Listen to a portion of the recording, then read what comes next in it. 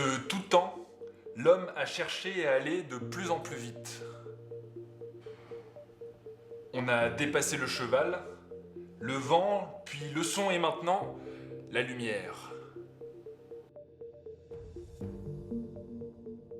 En 2004, le laboratoire OSPT décide d'accepter le pari fou de dépasser la vitesse de 3 fois 10 exposant 8 mètres par seconde, soit 1 million de fois celle du son, la lumière. C'est le pari que nous a lancé le laboratoire d'évolution nucléaire transductrice, être le premier à atteindre la lumière. Pour optimiser la vitesse, le docteur Henry Van Perchman eut une idée de génie. Les tubes.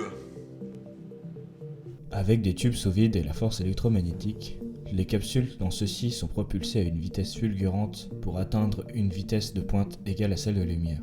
Le plus difficile était de gérer l'accélération et la décélération de la machine afin de diminuer le nombre de jets pris par les passagers. Bon, on va pas se le cacher, les premiers tests n'étaient pas très concluants. Fort heureusement, la première application était sur une pomme, une petite référence à Newton.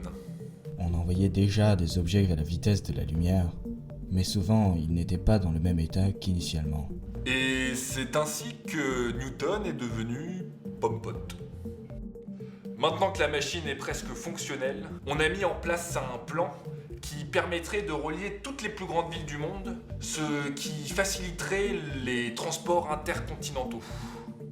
Le projet du OSPT n'aboutira malheureusement jamais, les chercheurs du LENT ayant trouvé une nouvelle source d'énergie, l'atome atomique.